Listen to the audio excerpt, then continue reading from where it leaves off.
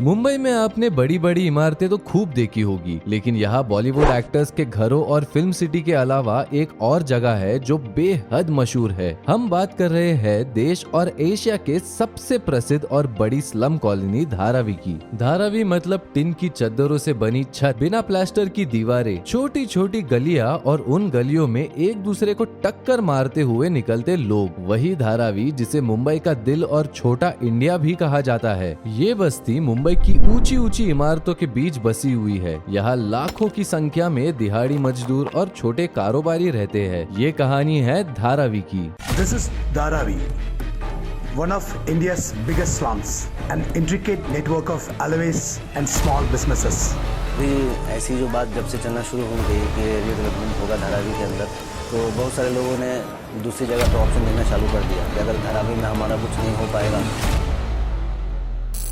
धारावी को मुंबई का दिल भी कहा जाता है। अंग्रेजों के काल में बसी ये बस्ती आज एशिया की सबसे बड़ी और दुनिया की तीसरी सबसे बड़ी बस्ती है। इसमें पहले स्थान पर अफ्रीका के केप टाउन का खायलिचा और दूसरे स्थान पर काइबेरा जो नायरोबी केन्या में है। धारावी में करीब 10 लाख लोग रहते हैं और 57,000 परिवार और करीब 12,000 कमर्शियल कॉम्प्लेक्सेस है। धारावी लगभग 550 एकड़ में बसा हुआ है। 1882 में अंग्रेजों ने धारावी को बसाया था। इसे बसाने का मकसद ये था कि मजदूरों को किफायती ठिकाना दिया जा सके। जैसे जैसे मुंबई में रोजगारी मिलती गई, वैसे वैसे लोग यहाँ धीरे धीरे बसने लगे और यहाँ झोपड़ियाँ बनती गई। वैसे धारावी की जमीन तो सरकारी है, लेकिन यहाँ लोगों ने अपने खर्चे से झुग्गी बस्ती बनाई है। यहाँ इतनी झुग्गी बस्तियाँ है कि दूर से देखने पर जमीन दिखाई ही नहीं देती। 590 एकड़ में फैली धारावी में 1 किलोमीटर के दायरे में 2.7 लाख से ज्यादा लोग रहते हैं। इसी से अंदाजा लगाया जा सकता है कि ये कितनी घनी आबादी है। धारावी में 100 स्क्वायर फीट की छोटी सी झुग्गी में 8 से 10 लोग एक साथ रहते हैं। कुछ झुग्गियां तो ऐसी बनी है जिनमें कारखाने भी है और घर भी।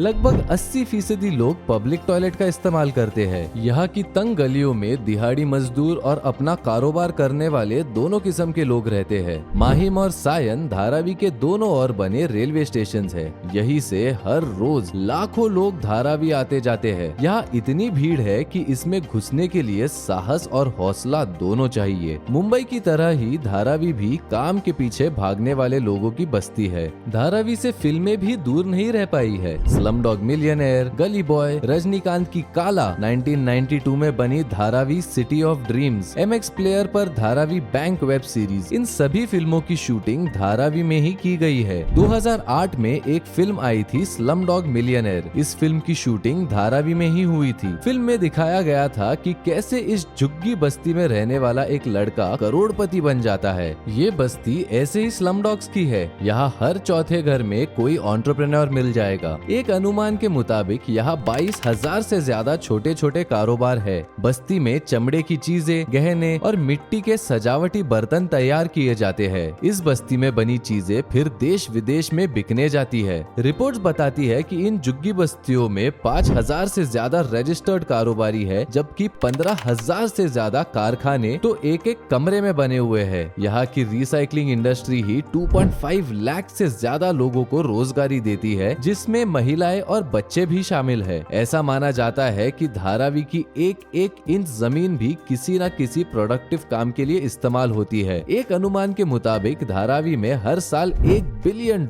यानी लगभग 80 अरब रुपए का कारोबार होता है। धारावी में इतनी ज्यादा भीड़ है कि यहाँ गंदगी अक्सर बनी रहती है। यही वजह है कि बीमारियाँ यहाँ काफी तेजी से फैलती है। 1896 में जब दुनिया भर में प्लेग फैला था तो उसका असर धारावी पर भी पड़ा था, क्योंकि यहाँ उस वक्त भी बहुत बड़ी संख्या में लोग रहते थे। प्लेग खत्म होने के बाद भी अगले 25 सालों तक धारावी में लोगों को अलग अलग तरह की बीमारियों का सामना करना पड़ा था। 1986 में जब कोलेरा डिजीज फैला तो उसका असर भी सबसे ज्यादा धारावी पर ही हुआ। माना जाता है कि उस समय मुंबई के अस्पतालों में भर्ती होने वाले ज्यादातर लोग धारावी के ही थे। अप्रैल 2020 में धारावी में कोरोना का पहला मामला सामने आया था। उसके बाद तो यहाँ कोरोना का बम फूट गया। आए दिन मरीजों की संख्या बढ़ती जा रही थी। सबसे बड़ी समस्या ये थी कि तंग गलियों में सोशल डिस्टेंसिंग का पालन कैसे करवाया जाए। लेकिन धारावी कोरोना से लड़ी भी और जीती भी। इन्हीं सारे परेशानियों से छुटकारा पाने के लिए सरकार काफी प्रयास कर रही है। 1999 में जब महाराष्ट्र में बीजेपी और शिवसेना की गठबंधन की सरकार थी, तब पहली बार धारावी को रीडेवलप करने का प्रस्ताव रखा गया था। इसके बाद 2003-2004 में महाराष्ट्र सरकार धारावी का रीडेवलपमेंट प्लान लेकर आई, मगर अब धारावी का चेहरा बदलने वाला है। अडानी ग्रुप ने 5069 करोड़ रुपए की बोली लगाकर इसकी बाजी मार ली है। इसका काम अडानी इंफ्रा करेगा। धारावी के रीडेवलपमेंट का प्लान 2004 से चल रहा था, लेकिन अब जाकर इसका टेंडर मंजूर हुआ है। धारावी रीडेवलपमेंट प्रोजेक्ट 20,000 करोड़ रुपए का है और इसकी 17 साल में पूरा होने की उम्मीद है। यहाँ रहने वाले लोगों को 7 साल में पक्के घरों में बसाने का टारगेट है। इस पूरे प्रोजेक्ट में 230 एकड़ से ज्यादा की जमीन आएगी। इस प्रोजेक्ट के तहत जो लोग 1 जनवरी 2000 से पहले धारावी में रह रहे होंगे, उन्हें फ्री में पक्का मकान दिया जाएगा, और जो लोग 2000 से 2011 के बीच आकर यहाँ बसे हैं, उन्हें इसके लिए कीमत चुकानी होगी। तो दोस्तों, अगर आपको धारावी के बारे में ये जानकारी पसंद आई हो तो प्लीज इस वीडियो को लाइक करें, अपने फ्रेंड्स के साथ शेयर करें और हमारे चैनल को सब्सक्राइब करें। और अगर आपको धारावी के बारे में कोई अनसुनी कहानी पता हो तो उसे हमें कमेंट सेक्शन में जरूर बताएं। वीडियो देखने के लिए धन्यवाद। फिर मिलेंगे ओनली ऑन अनटोल्ड स्टोरीज।